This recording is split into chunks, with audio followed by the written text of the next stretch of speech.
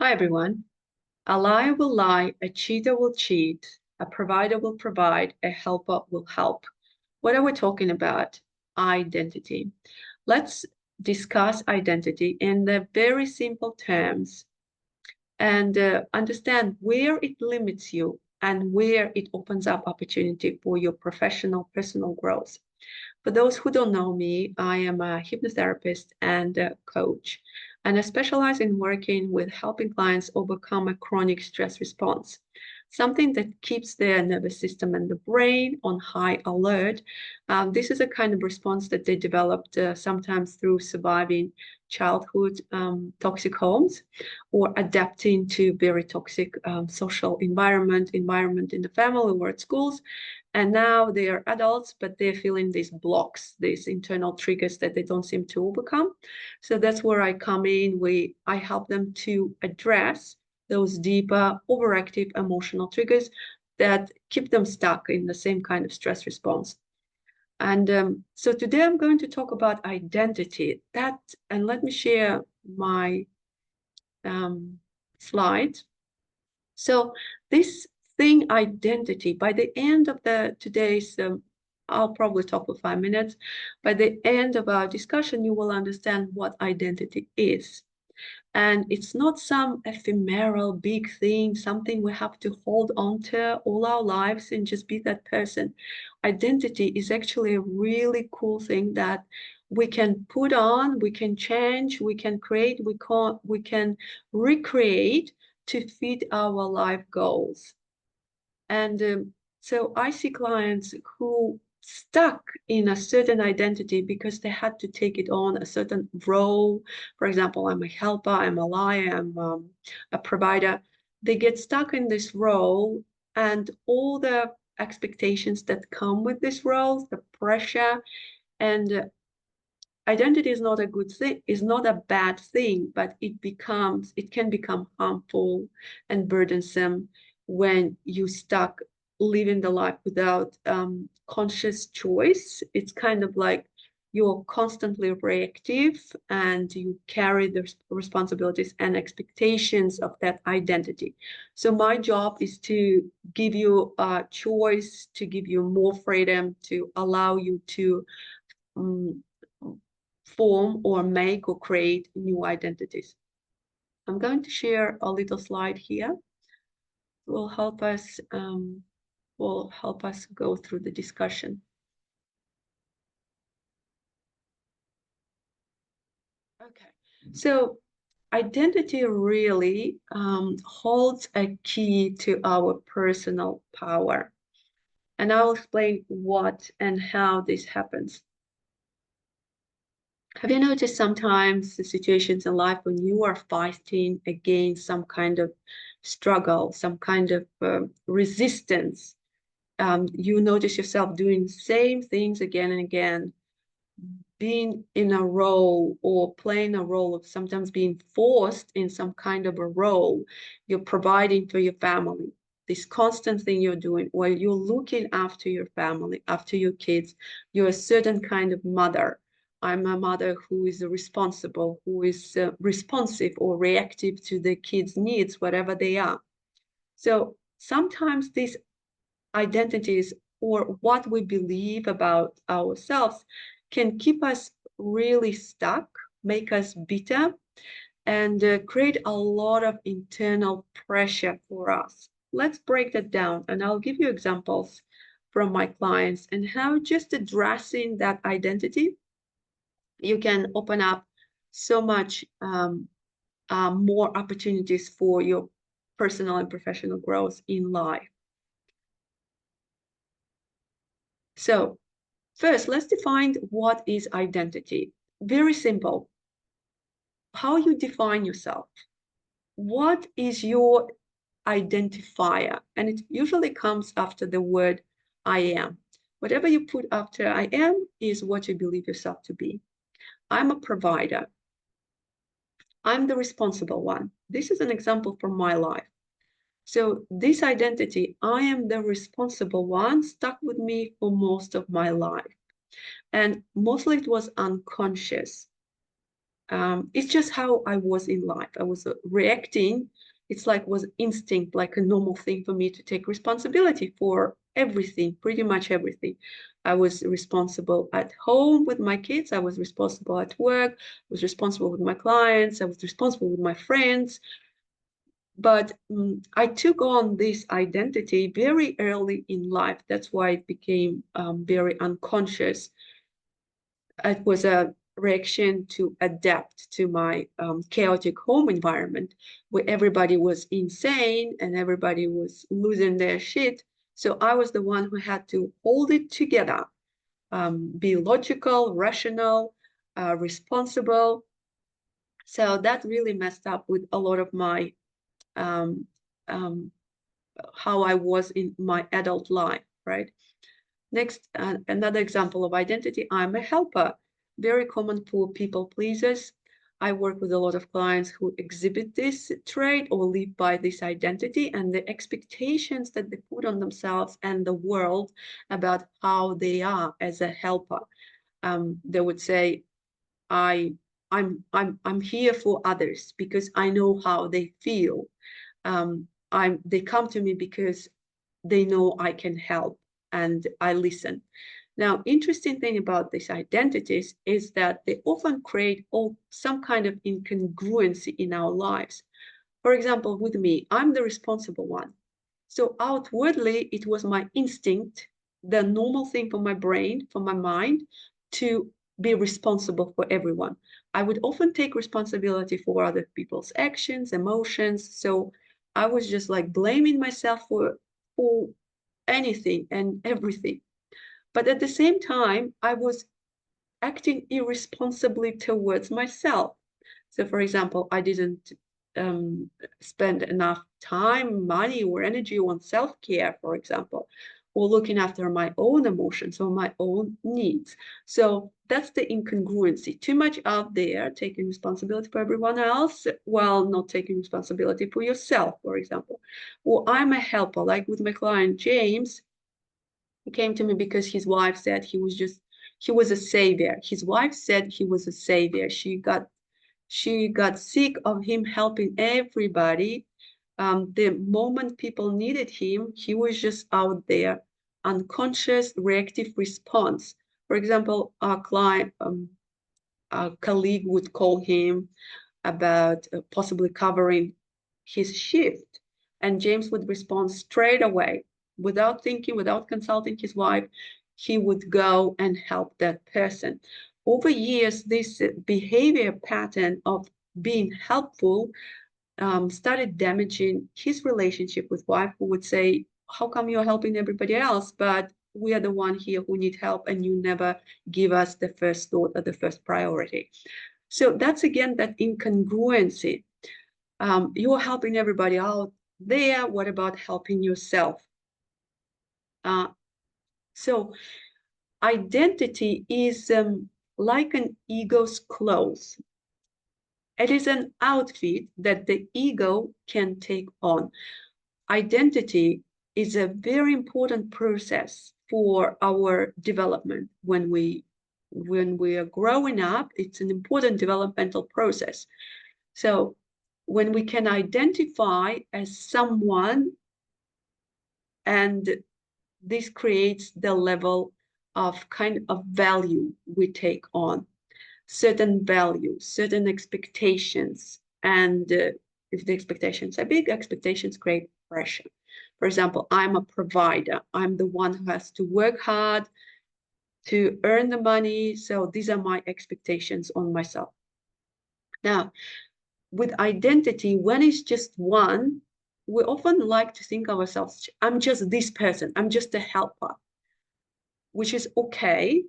But when it creates the level of incongruency in your life, when it creates relationship problems, sometimes health problems, my identity was creating a lot of health issues for me, physical health issues and mental health issues.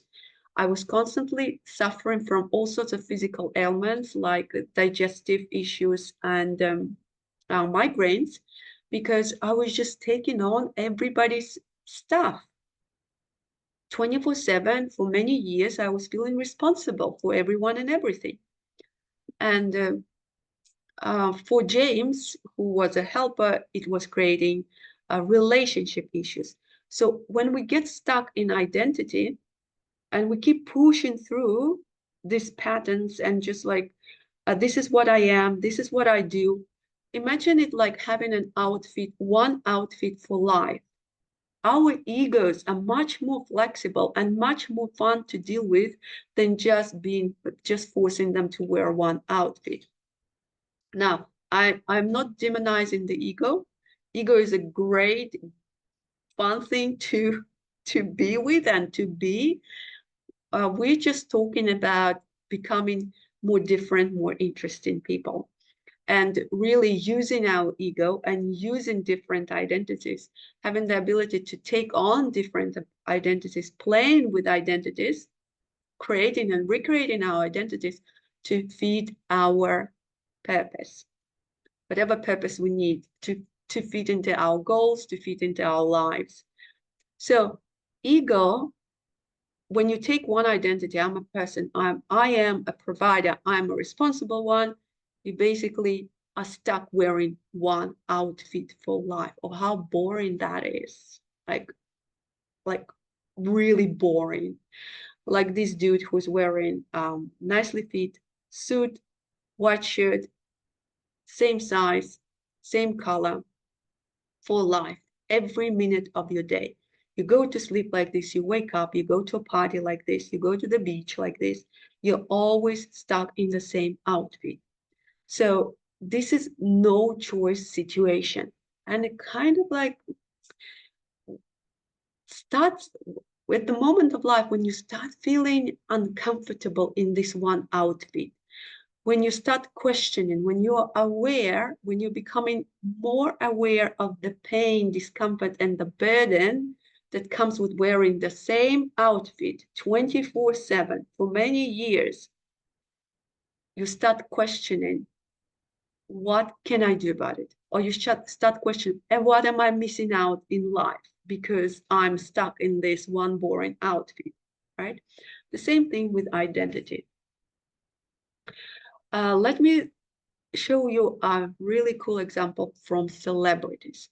So when you start questioning and thinking, I want something more out of my life, right? And identity can really keep you stuck within your comfort zone because it's familiar, it's normal for your mind, it's something you're used to.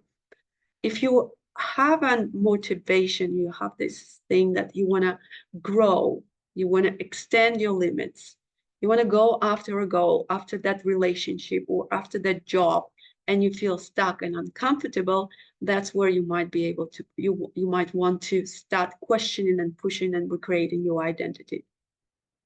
A good example with artists, we all know artists alter egos. A lot of them take on an identity for their creative pursuits, right? So the well-known one is from Beyonce, whose identity or alter ego Sasha Fierce. And Beyonce talked a lot about how she felt nervous and anxious on stage. And she created Sasha Fierce. So with this identity, this alter ego helped her become more aggressive, sensual on stage, and really pushed her towards higher success. Paul McCartney's famous identity as the fireman, where he wanted to break free from the expectations of the musician and really grow outside what was expected or within a musical career or career of a musician. David Bowie was known as a Ziggy Stardust and Katy Perry as Nerdy Kathy Beth. Just like celebrities, we common normal people and people who I work with especially, we also outgrow our identities oftentimes. It's like your outfit doesn't fit anymore. And a lot of clients start struggling with this. What are the warning signs that your identity is, that you have outgrown your identity? I wonder if this is, sorry. What are the warning signs that you have outgrown your identity? Relationship trouble, health trouble. For me, it was health trouble. For my client James, it was relationship trouble. Something just doesn't fit in. And oftentimes we don't know what it is. So there are different levels of awareness with identity and the pain that comes with being stuck or limited by identity. So the levels of awareness is, first level is when you just live the way you live. That you're just like this. I'm a help. I'm the responsible one. I am in pain, but I just accept it as a way of life. Oh, well, there is nothing to do about it. This is how it is. This next level of awareness is when we're becoming more aware of the pain that's connected to this identity, or the pain that is connected to something we do all the time. Maybe we notice more that other people start telling us, oh, you're just like a martyr, or you are helping, or you think you are sane. Or with my client James, it was his wife kept telling him that he's like emergency response worker, or he's like a savior.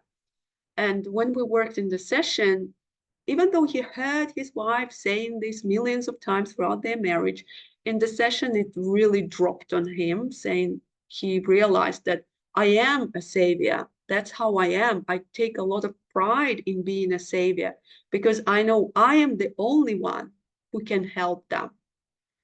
And that allowed the mind to see that incongruency, that while helping others, you are actually abandoning and ignoring your own people.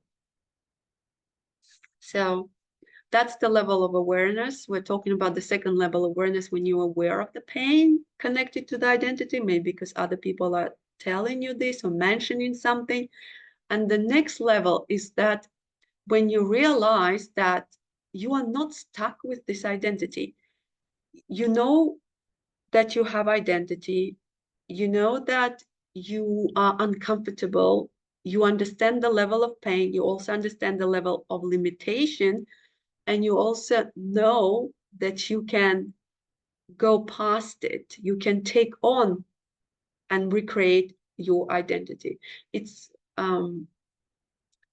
so it's like a malleable thing, you understand? You can take on a new identity, you can recreate this identity, you can sharpen up the identity. So it's like being more of a creator and taking that power back. So, and today I have a little worksheet for you that I would love to share. This is about, I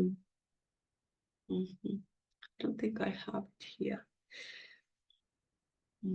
Okay.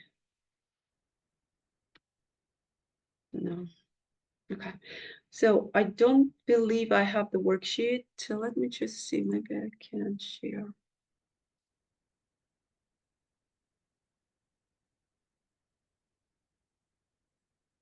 No.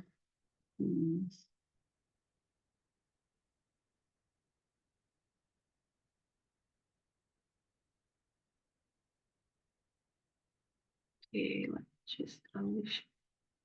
I can use it. Okay, it's right here. Share. Okay, let me share worksheet with you.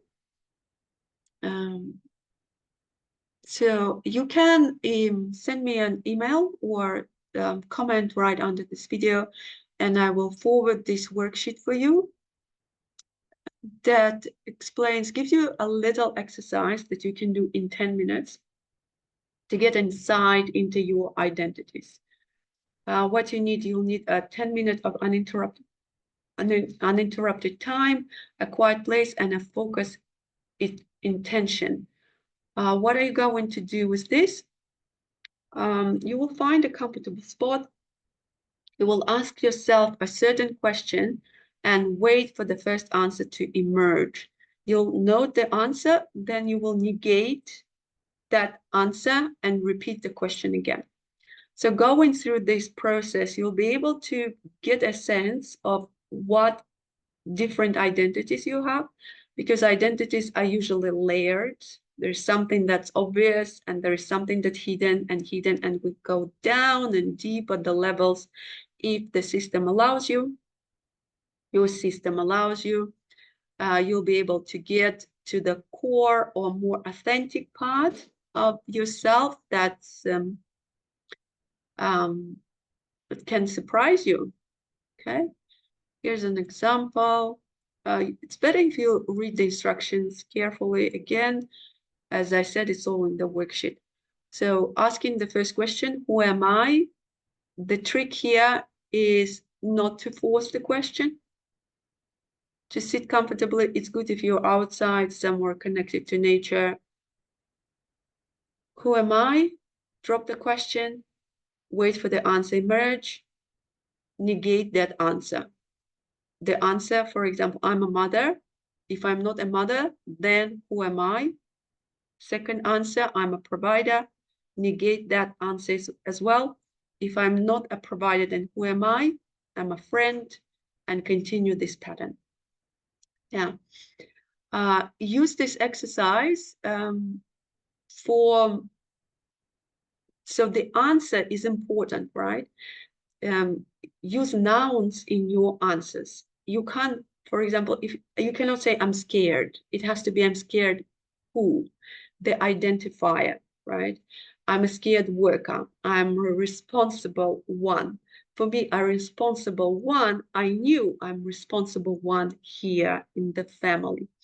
Now, allow the answers to come naturally, emerge. We're looking for emergent phenomena, for something to emerge. We're not looking for something we expect to see. If emotions arise, acknowledge them without judgment.